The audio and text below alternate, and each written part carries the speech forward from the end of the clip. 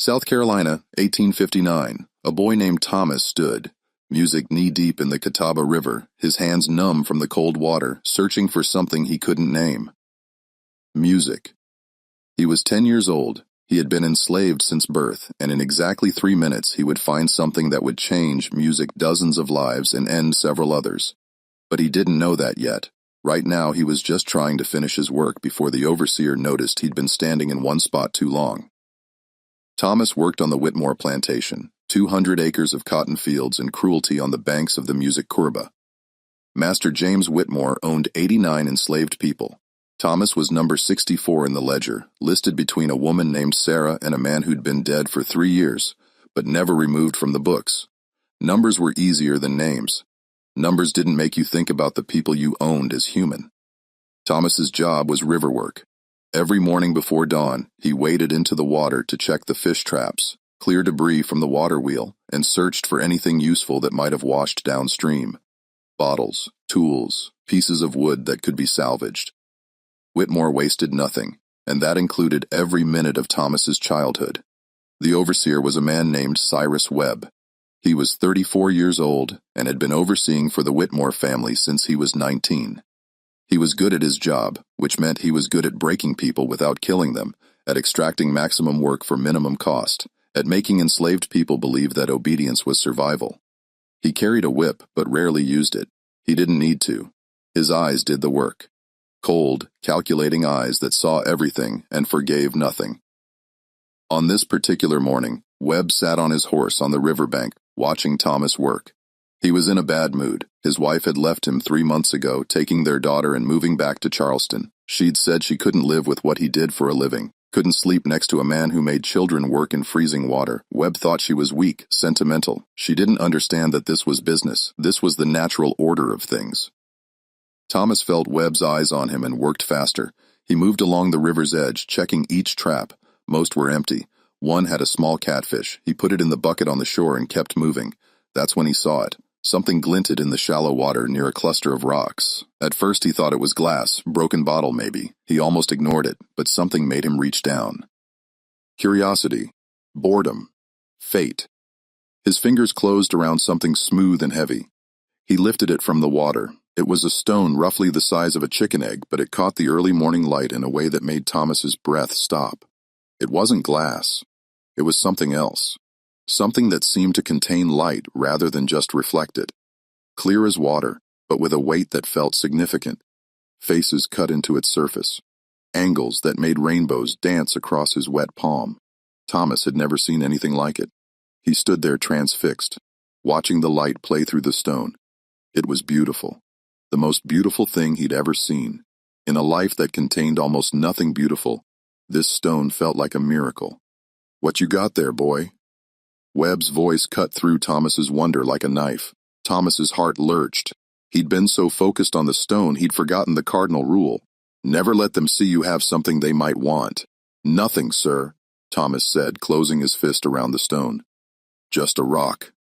Webb dismounted, his boots squatched in the mud as he walked to the water's edge. "Show me." Thomas's mind raced. He could drop the stone back in the water, pretend it had slipped from his fingers, but Webb had seen him looking at it, had seen the wonder on his face. Lying now would just make things worse.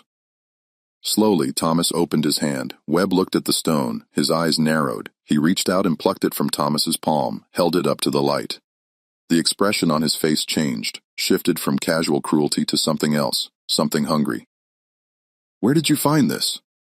His voice was quiet now. Dangerous quiet. "Right there, sir, in the shallow water by those rocks." Webb turned the stone over in his fingers. He wasn't educated in geology, but he'd been alive long enough to know the difference between glass and something valuable. This was no ordinary rock.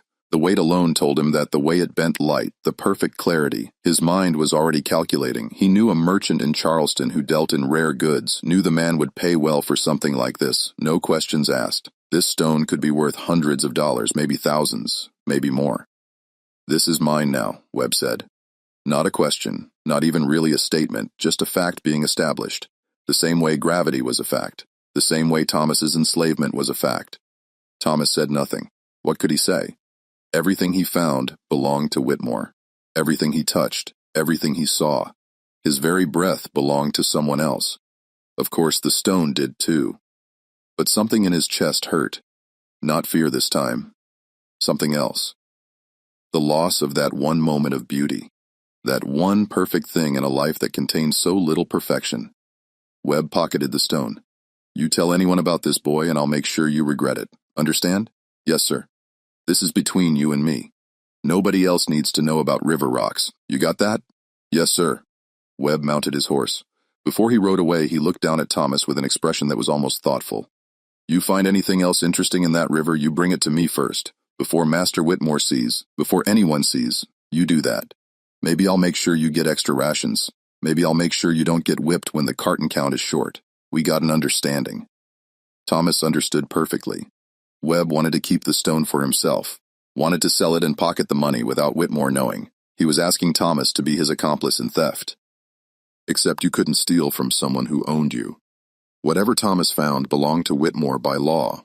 Webb was the thief here, but Thomas couldn't say that, so he just nodded. Webb rode away. Thomas stood in the river, his hands still tingling from where the stone had been. He felt something he'd rarely felt before. Anger, real anger, not the kind you swallowed and buried, the kind that burned. That stone had been his. For 30 seconds, it had been his. The only thing in his entire life that had ever been his, and it was gone.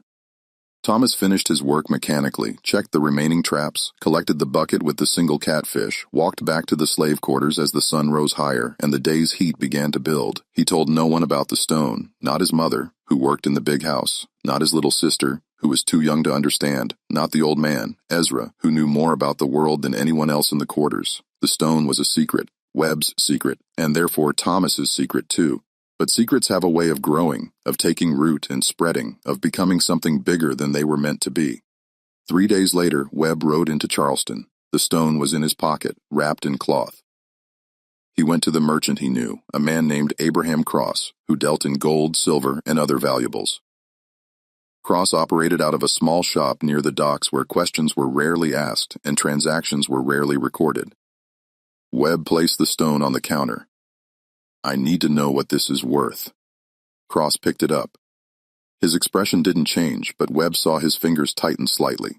The merchant pulled out a jeweler's loupe and examined the stone closely, turned it in the light, weighed it in his palm, set it down, and looked at Webb. Where did you get this? Does it matter? It might, depending on what you want from me. Webb leaned forward. I want to know what it's worth, that's all. Cross studied him for a moment, then looked back at the stone. This is a diamond, not just any diamond. Based on the size, clarity, and quality, I'd estimate it's around 180 carats.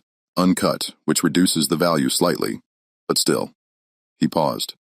In the right market to the right buyer, this could fetch anywhere from $5 to $8,000, maybe more. Webb felt the floor tilt under him. $5,000. That was more money than he'd make in 20 years of overseeing. That was enough to buy land, to start over, to never have to work for someone like Whitmore again. I want to sell it, he said. Cross nodded slowly.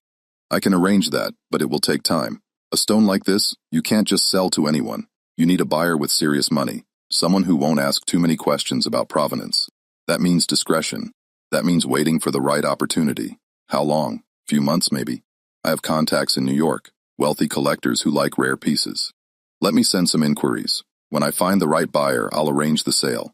You'll get your money minus my commission. How much commission? 20%. Webb wanted to argue, but he knew he had no leverage.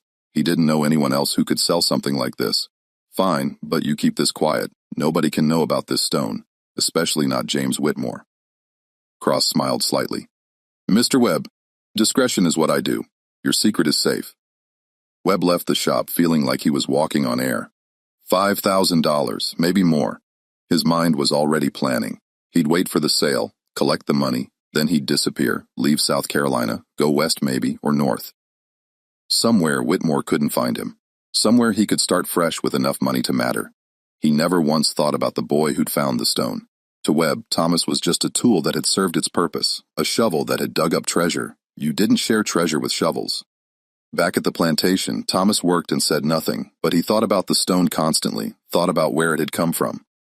Thought about whether there might be more.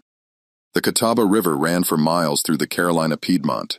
It came down from the mountains, carrying sediment and debris, and occasionally things of value.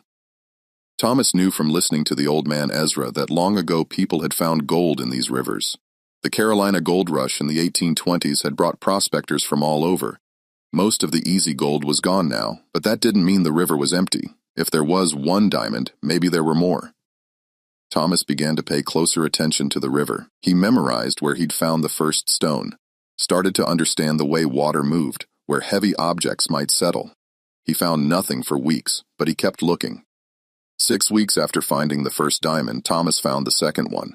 This one was smaller, maybe half the size of the first, but it had the same clarity, the same way of catching light. Thomas's heart hammered as he pulled it from the water. He looked around. Webb wasn't there. He was up at the big house dealing with some problem with the cotton gin. Thomas had a choice. He could tell Webb immediately follow the agreement they'd made, or he could hide it. He hid it. He wrapped the stone in a piece of cloth and buried it under a loose board in the quarters where he slept. His mother watched him, but said nothing. She'd learned long ago that sometimes survival meant not asking questions. Over the next 3 months, Thomas found 4 more stones, none as large as the first, but all valuable, all diamonds. He hid each one, building a small collection under that loose board. He didn't know what he was going to do with them. He just knew that Webb had taken the first one, and these were going to stay his. Even if he could never sell them, even if they had to stay buried forever, they were his. But secrets that valuable don't stay buried forever. It was Thomas's little sister who changed everything. Her name was Grace. She was 7 years old. She'd been watching Thomas for weeks, noticing how he'd started acting strange, how he'd check under the floorboard when he thought no one was looking, how he'd come back from the river sometimes with his hand closed tight around something. Children are curious, and children who grow up in slavery learn to notice everything because noticing things can mean survival. One day while Thomas was at the river, Grace lifted the floorboard. She found the cloth-wrapped bundle, opened it, saw the stones inside. She didn't know what they were. She just thought they were pretty shiny rocks her brother had collected. She took one of the smaller ones, wanting to show her friend Hannah. She carried it outside, held it up to the light, made rainbows dance across the dirt, and Cyrus Webb saw her. He was riding past the quarters, heading to check on the field workers. He almost didn't stop, but something about the way the light reflected off the object in the girl's hand caught his attention, made him pull his horse to a stop. "Girl, come here." Grace froze. She knew that tone. Everyone knew that tone. It was the tone that meant trouble. She walked over slowly, the stone still in her hand. "What's that you got?" Grace held it up. "Just a pretty rock, sir. My brother found it." Webb felt something cold slide down his spine. He dismounted and took the stone from her hand, examined it. It was another diamond, smaller than the first one he'd taken, but unmistakably the same thing. "Where did your brother find this?" "In the river, sir. He finds lots of pretty things in the river. Lots of things like this." Grace nodded, not understanding the danger she was in, not understanding what she'd just revealed. Webb's mind was racing. That boy had been holding out on him, had been finding more diamonds and keeping them hidden. Had been lying by omission every single day for months. The anger that rose in Webb wasn't about the theft. It was about being outsmarted by a slave child, about being made to look like a fool, about having something valuable that should be his going to someone who had no right to own anything. "Take me to where your brother keeps these rocks," Webb said quietly. Grace led him to the quarters, showed him the loose floorboard. Webb lifted it and found the bundle, unwrapped it, counted 4 more stones, each one potentially worth hundreds or thousands of dollars. His face went pale, then red. He wrapped the stones back up and put them in his pocket. Then he grabbed Grace by the arm. "Where's your brother?" "At the river, sir." Webb dragged her outside, mounted his horse, and rode to the river with Grace running alongside, struggling to keep up, starting to understand that something bad was happening. Thomas saw them coming, saw the expression on Webb's face, saw his sister's tears. He knew immediately what had happened. He'd been discovered. Webb dismounted. He walked straight to Thomas and backhanded him across the face. Thomas went down hard, tasting blood. "You thieving little bastard," Webb said. His voice was shaking with rage. "I gave you a chance. I told you to bring me anything you found, and you held out on me. You stole from me." Thomas wanted to point out that you couldn't steal what was never yours to begin with, that the stones belonged to Whitmore, if they belonged to anyone, that Webb was the thief here, but he knew saying any of that would just get him killed. "I'm sorry, sir," he said instead. "I was wrong. Damn right you were wrong." Webb pulled the bundle of stones from his pocket. "How many more are there? How many have you hidden somewhere else?" "That's all of them, sir. I swear." Webb kicked him in the ribs. Thomas curled into a ball, trying to protect his vital organs. Grace was crying, begging Webb to stop. Webb ignored her. "You know what the punishment is for theft, boy." Thomas knew. He'd seen it before. They cut off your hand, or they branded you, or they sold you so far south you'd never see your family again, or they just killed you and said you tried to run. "Please, sir," Thomas gasped. "I'm sorry. I won't do it again." Webb stood over him, breathing hard. His mind was calculating. If he punished Thomas properly publicly, it would raise questions. Whitmore would ask what Thomas had stolen. Webb would have to explain about the diamonds. And then Whitmore would want to know about the first one, the one Webb had already sold through Abraham Cross for $6,400, of which Webb had pocketed $51,120 after Cross's commission. If Whitmore found out about that, Webb would be the one punished, probably prosecuted for theft. At minimum, he'd be fired and blacklisted. At worst, he'd be in prison. Webb looked at Thomas with cold calculation. The boy was a problem that knew too much. There was only one way to solve that problem permanently. "Get up," Webb said. Thomas struggled to his feet, one arm wrapped around his injured ribs. Grace stood nearby, still crying. "You're going to have an accident," Webb said quietly. "You're going to slip on the rocks, hit your head, drown in that river. Tragic, but these things happen. Enslaved children die all the time. Nobody asks too many questions." Thomas's blood went cold. He understood with perfect clarity that Webb was going to kill him right here, right now, and there was nothing he could do about it. But Grace didn't understand. "No," she screamed. "No, you can't. Please, sir." He didn't mean nothing by it. "Please." Webb looked at her, looked at the problem she represented. She knew about the stones, too.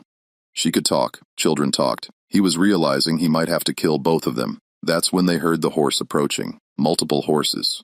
Webb turned and saw James Whitmore riding toward them with two of his guests, wealthy planters from Virginia, who were visiting the plantation. They'd been out for a morning ride, and the commotion had drawn their attention. Webb's face went carefully neutral. He stepped back from Thomas, trying to look like nothing unusual was happening. Whitmore reined in his horse. "Webb, what's going on here?" "Just disciplining a worker, sir. Nothing to concern yourself with." Whitmore looked at Thomas, bloodied and holding his ribs. Looked at Grace, crying, looked at Webb, whose face was flushed and whose hand was resting on the whip at his belt. Seems like rather severe discipline for river work. One of the Virginia planters said he was an older man, Samuel Prescott, who had a reputation for being more moderate in his treatment of enslaved people. Not kind, just less casually cruel. Webb felt trapped. He couldn't kill the children now, not with witnesses. But he also couldn't let them talk. "The boy was caught stealing, sir," Webb said, thinking fast. "Small items from the main house. I was administering appropriate punishment. Thomas's mother had appeared from somewhere, drawn by Grace's screams. She stood at a distance, her face carefully blank, but her hands were clenched so tight her knuckles had gone white." Whitmore frowned. What did he steal? Webb's mind raced. He couldn't mention the diamonds. "Food, sir. Bread from the kitchen." "That hardly seems worth this level of violence," Prescott said. "The child looks half-starved. Of course, he stole food." Whitmore looked annoyed, noted Webb's cruelty, but at the fact that it was happening in front of his guests, it made him look bad, made his plantation look poorly managed. "Enough, Webb. Take the boy to the quarters. His mother can tend to him. We'll discuss his punishment later." It wasn't mercy. It was just inconvenient timing, but it saved Thomas's life, at least for the moment. Webb had no choice but to comply. He grabbed Thomas by the collar and dragged him toward the quarters, Grace running alongside. Thomas's mother followed at a distance, knowing better than to intervene. Once they were out of sight of Whitmore and his guests, Webb shoved Thomas into the cabin they shared with 3 other families. He leaned in close, his breath hot on Thomas's face. "This isn't over," he whispered. "You stay quiet about those stones. You tell anyone at all, and I'll kill you and your whole family, your mother, your sister, everyone you understand." Thomas nodded. "I'm going to be watching you every second. One wrong move, one wrong word, and you're done." Webb left. Thomas collapsed onto the dirt floor. His mother and sister rushed to him. His mother examined his injuries with practiced hands. The ribs were bruised, maybe cracked, but not broken. The cut on his face would heal. He'd survive. But they all knew the truth. Webb was going to kill him. Maybe not today. Maybe not tomorrow. But soon as the opportunity presented itself, as soon as there weren't witnesses around, Thomas had to run or he had to die. There was no third option. That night, as his mother cleaned his wounds, Thomas told her everything about the first diamond Webb had taken, about the others he'd found and hidden, about Webb's plan to sell them and keep the money, about the threat Webb had made. His mother listened in silence. When he finished, she sat back and looked at him with eyes that had seen too much suffering in one lifetime. "You have to tell Master Whitmore," she said. "Webb will kill me." "He's going to kill you anyway, baby. At least if you tell Master Whitmore you have a chance. Webb is stealing from him. Rich white men don't like being stolen from. Even if you're the one who gets hurt, at least Webb goes down too." Thomas understood what she was saying. It wasn't about justice. It wasn't about salvation. It was about revenge. If Thomas was going to die, he could at least make sure Webb paid for it. But there was a problem. Master Whitmore won't believe a slave child over his overseer. His mother smiled sadly. "That's where you're wrong, baby. You forget. I work in that house. I hear things. I know things. And one thing I know is that Master Whitmore has been suspicious of Webb for months. Money hasn't been adding up, right? Supplies going missing. Webb living a little too well on an overseer's salary. Whitmore don't trust him. He's just been waiting for proof." She reached into her apron and pulled out a small pouch. Inside were the 4 remaining diamonds that Webb had confiscated. Thomas stared at them in shock. "How did you— I'm a housemaid, child. I'm invisible. While Webb was dealing with you and Master Whitmore was entertaining his guests. I went into Webb's room and found these. He'd hidden them in his coat pocket. Careless man leaving valuables where a thieving housemaid could find them." She pressed the pouch into Thomas's hand. "Tomorrow morning you go to Master Whitmore. You tell him everything. You show him these. And you pray that his greed is bigger than his racism, because if he wants those diamonds bad enough, he'll believe you. And if he believes you, Webb is finished." Thomas looked at the stones in his hand. They caught the lamplight and threw tiny rainbows across the wall. These stones had seemed like a miracle when he'd first found them. Then they'd seemed like a curse. Now they were his only chance at survival. He just hoped that chance was enough. Thomas didn't sleep that night. He lay on his thin pallet, the pouch of diamonds hidden under his shirt, feeling them press against his chest like 4 small stones of judgment. Every sound made him jump. Every footstep outside made him think Webb was coming to finish what he'd started. His mother sat by the door, keeping watch. She hadn't slept either. Grace had finally cried herself into exhaustion and lay curled beside Thomas, her small hand gripping his sleeve even in sleep. When the first gray light of dawn crept through the gaps in the cabin walls, his mother spoke. "It's time." Thomas sat up, his ribs screaming in protest. Everything hurt. His face was swollen where Webb had hit him, but pain didn't matter now. Survival mattered. His mother helped him stand. She straightened his shirt, tried to make him look as presentable as a beaten slave child could look. "You go to the back door of the main house. You ask for Master Whitmore. You don't talk to nobody else. Not the other housemaids, not the butler, just Master Whitmore. You understand?" Thomas nodded. "And baby?" Her voice cracked slightly. "Whatever happens, I'm proud of you. You're the bravest person I know." Thomas wanted to say he wasn't brave. He was terrified, but the words wouldn't come. He just hugged her tight, careful of his injured ribs, then slipped out of the cabin. The plantation was just beginning to wake up. Other enslaved people were emerging from their quarters, heading to their various jobs. Thomas kept his head down and moved quickly toward the main house. He could feel eyes on him. People knew something had happened yesterday. Word spread fast in the quarters, but no one stopped him. No one asked questions. He reached the back door of the main house and knocked softly, too softly. He knocked again harder. His heart was hammering so hard he thought it might break through his ribs. The door opened. A housemaid named Martha looked out, saw Thomas, and frowned. "Boy, what are you doing here? You supposed to be at the river." "I need to speak to Master Whitmore, Mom. It's important." Martha's frown deepened. "Master Whitmore, don't speak to field workers. Whatever you got to say, you say it to Mr. Webb. It's about Mr. Webb, ma'am. Please, it's important." Something in Thomas's voice must have convinced her, or maybe it was the desperation in his eyes or the bruises on his face. She hesitated, then nodded. Wait here. She closed the door. Thomas stood on the back steps, exposed, vulnerable. Any moment Webb could come around the corner. Any moment, this could all fall apart. The door opened again. This time it was Master Whitmore himself. He was a tall man, thin with graying hair and cold blue eyes. He wore a silk dressing gown and held a cup of coffee. He looked annoyed at being disturbed.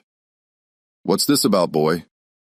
Thomas had rehearsed this moment in his head all night, but now that it was here, the words tangled in his throat. He forced them out.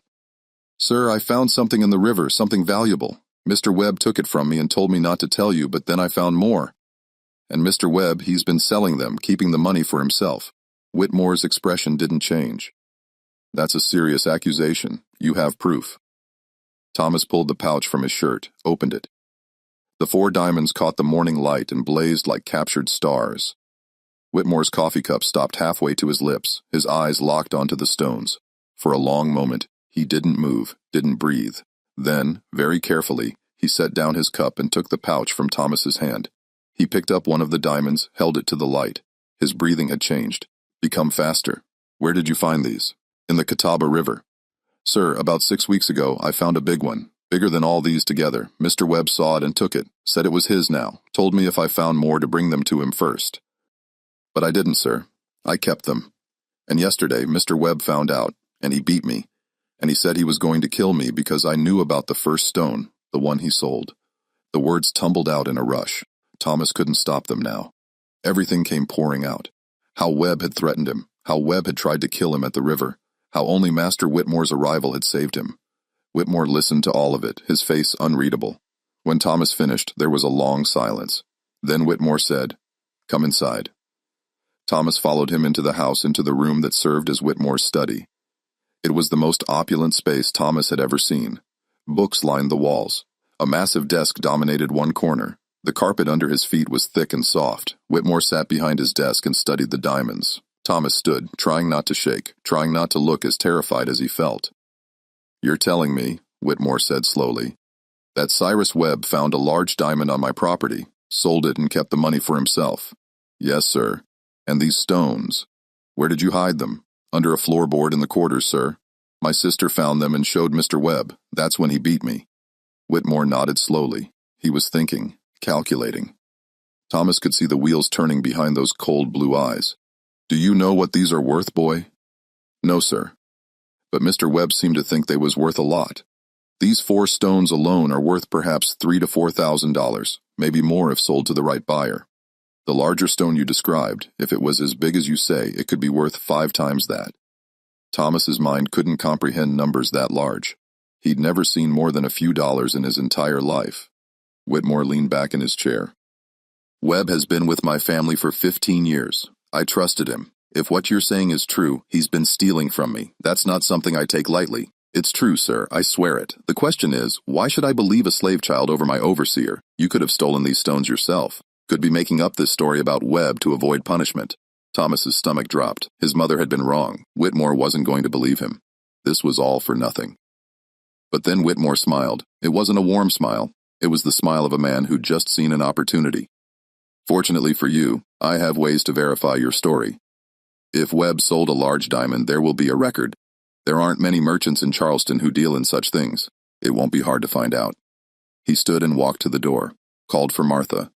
When she appeared, he said, "Send someone to fetch Mr. Webb. Tell him I need to see him immediately. Don't tell him why." Martha nodded and disappeared. Whitmore turned back to Thomas. "You're going to stay here in this room. You're not to leave. You're not to speak to anyone. Understand?" "Yes, sir." Whitmore left, locking the door behind him. Thomas was alone in the study, surrounded by wealth he couldn't imagine, holding evidence of a crime he hoped would save his life. 20 minutes later, he heard footsteps in the hall. Multiple sets, voices. One of them was Webb's.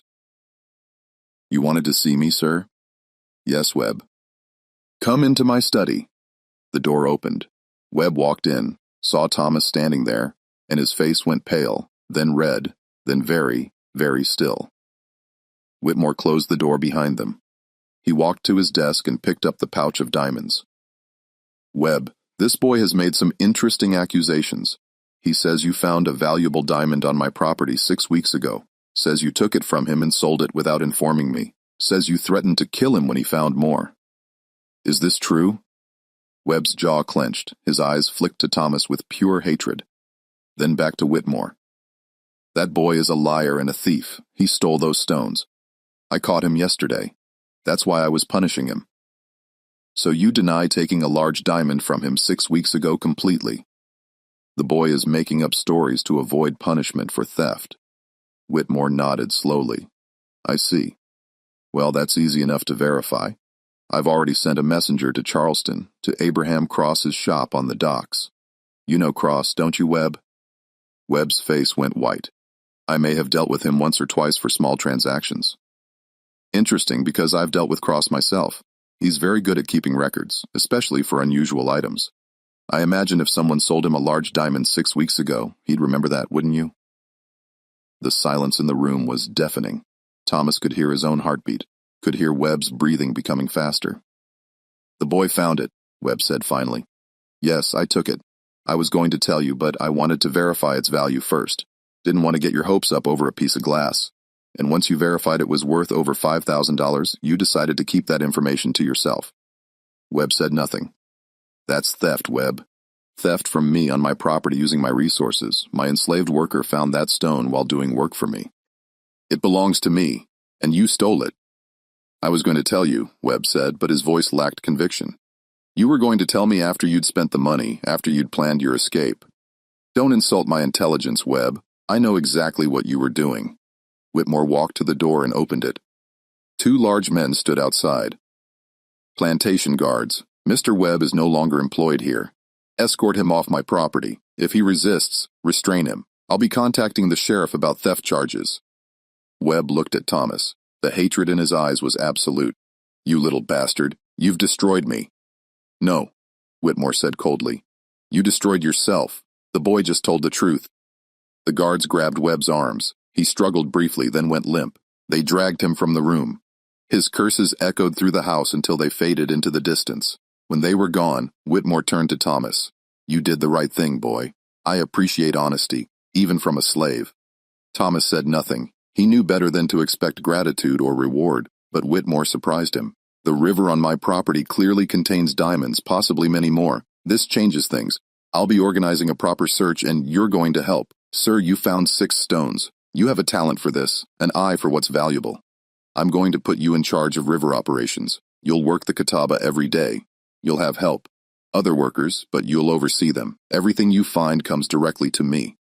No intermediaries, no overseers, just you and me. You do this right. You keep finding stones like these and I'll make sure you're treated well. Better food, better quarters, maybe even some small compensation. Do we have an understanding? Thomas understood perfectly. He was being given a different kind of chain. Gilded, but still a chain. He would spend his life searching for diamonds to make Whitmore rich. In exchange, he'd get slightly better treatment than the other enslaved people. It wasn't freedom, but it was survival. Yes, sir, we have an understanding. Over the next 6 months, Thomas worked the Catawba River with a team of 12 other enslaved people. They searched systematically, covering miles of riverbed. They found 17 more diamonds, none as large as the first, but several were still significant. Whitmore estimated the total value at over $30,000. The story of the Caba diamond spread. Other plantation owners began searching their stretches of the river. A small diamond rush began. Some found stones, most found nothing. But the search changed the region, brought attention and money and prospectors. Whitmore became wealthy, wealthier than he'd been. He expanded his plantation, bought more land, more slaves. He built a new wing on the main house. He treated Thomas slightly better than the others, but only slightly. Better food meant extra rations twice a week. Better quarters meant a cabin Thomas shared with only his immediate family instead of 3 families. Small compensation meant being allowed to keep $1 a month. $1 a month for finding diamonds worth thousands. Thomas learned to hate those stones. Every glint in the water reminded him of what he'd lost. Not just the first diamond, though that still hurt, but something else. Some possibility of a different life. The stones had brought attention to the plantation, had made Whitmore richer and more powerful, had trapped Thomas more completely than chains ever could. He couldn't run now. Every plantation owner in the region knew about the boy who found diamonds. If he ran, he'd be hunted, not just by Whitmore, but by everyone who wanted access to his talent. He was valuable now, and valuable property was guarded carefully. But something was growing in Thomas, something that had started when Webb took that first stone. Anger. Cold, patient anger. The kind that waited, the kind that planned. 2 years after finding the first diamond, Thomas was 12 years old. He'd found 43 diamonds total. Whitmore's wealth had grown exponentially. The plantation now had over 150 enslaved people. The river operation had expanded. Thomas managed 20 workers now, all searching constantly. But Thomas had been doing something else, something Whitmore didn't know about. He'd been hiding stones. Not many, just one here and there. Small ones that could be concealed could be overlooked in the daily count. Over 2 years, he'd hidden 7 diamonds, 7 small stones buried in a waterproof pouch in the woods beyond the plantation. 7 stones that represented escape, that represented freedom, that represented a life beyond these fields. He'd also been making contacts. One of the new workers was a man named Samuel, who'd been sold from a plantation in Virginia. Samuel had connections, new people who helped runaways, new routes north, new safe houses. Samuel was planning his own escape, and he'd agreed to take Thomas with him. The plan was simple. Too simple, really, but it was all they had. During the chaos of harvest time, when everyone was working the fields and attention was scattered, they would run. They'd take Thomas's hidden diamonds. They'd head north using Samuel's contacts. They'd sell 1 diamond at a time to fund their journey. 7 stones would be enough to buy their way to Canada, to buy their freedom. It was dangerous. It was probably suicidal. The odds of success were minimal, but Thomas had learned something in his 12 years of life. Anything was better than waiting for freedom that would never come. The night before they were to run, Thomas said goodbye to his mother and sister. He didn't tell them where he was going or when, just held them and whispered that he loved them. His mother understood. Mothers always understood. "You be smart," she whispered. "You be careful, and you live, baby. You live free." The next day, Thomas and Samuel ran. They left during the afternoon when workers were spread across the fields and the confusion was maximum. They headed not north immediately, but west toward the river. Thomas had learned the landscape intimately. He knew paths that weren't obvious, knew places to hide. They retrieved the hidden diamonds. Then they started north, moving fast, avoiding roads, staying to the woods. The alarm would be raised by nightfall. Dogs would be sent out, pauses would form. They had maybe a 6-hour head start. That was all. But Thomas had advantages Webb hadn't had. He knew this land. He'd spent 2 years memorizing every path, every creek, every hiding place. And he had resources that could buy help. By nightfall, they were 15 miles north. They found a safe house, a tiny cabin where a freed black man named Joseph lived. Samuel had the contact. Joseph was part of the underground network that helped runaways. He gave them food, let them rest for a few hours, then pointed them to the next safe house. They traveled by night, hid by day, used Thomas's diamonds to buy assistance, a wagon ride here, food there, information about where the patrollers were searching. The stones that had trapped Thomas now freed him. One by one, he traded them away for pieces of freedom. The journey took 3 weeks. 3 weeks of terror and exhaustion and narrow escapes. They were almost caught twice. Once they hid in a river for 4 hours while dogs searched the banks. Once they climbed trees and stayed there until dawn, while a posy camped directly below them. But they made it. They crossed into Pennsylvania, into a state where slavery was illegal, into a place where Thomas was no longer property. He stood on free soil for the first time in his life and cried. Samuel held him while he sobbed, all the fear and pain and anger of 12 years pouring out. They made their way to Philadelphia to a community of freed blacks and abolitionists who helped them establish new lives. Thomas took a new name, Thomas Freeman. Samuel became Samuel Washington. They were no longer enslaved, they were men. Thomas still had 2 diamonds left. He sold one to pay for housing and supplies. The other he kept, a reminder of where he'd come from, of what he'd survived. He got a job working for a sympathetic white merchant who didn't ask too many questions. He learned to read and write. He learned mathematics. He was smart, sharp, and driven. Within 5 years, he was managing the merchant's accounts. Within 10 years, he'd saved enough to buy his own small business. He never forgot his mother and sister. He sent money when he could through carefully arranged intermediaries. He tried several times to buy their freedom, but Whitmore refused. Whitmore blamed Thomas for Webb's betrayal, for the complications that followed. He wouldn't sell them out of spite. It took the Civil War to free them. When Union troops liberated South Carolina in 1865, Thomas was 30 years old. He traveled south immediately searching for his family. He found his mother alive, though aged by years of hard labor. His sister Grace had survived too.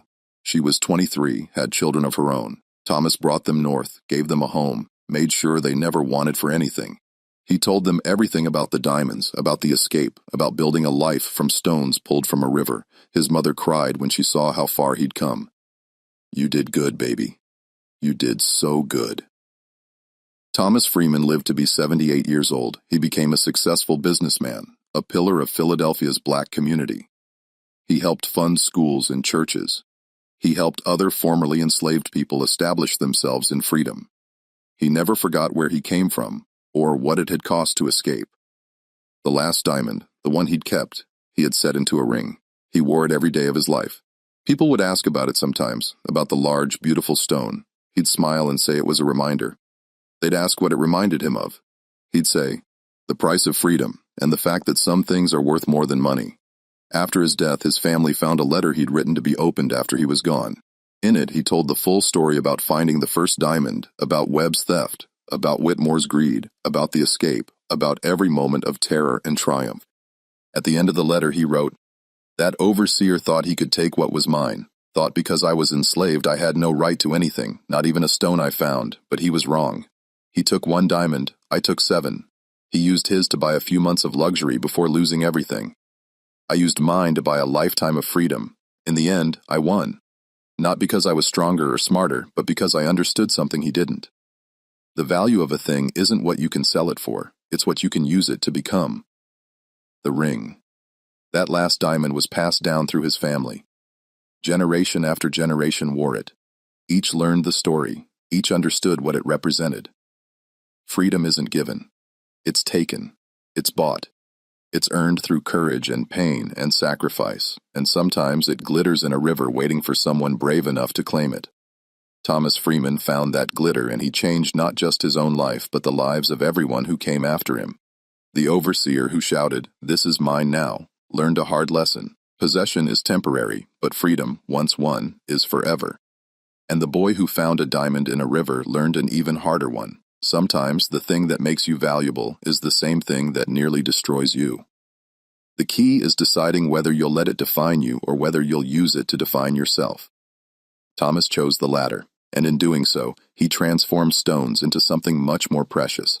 He transformed them into hope, into legacy, into proof that even in the darkest moments when everything is taken from you, you can still find something worth more than any diamond you can find yourself.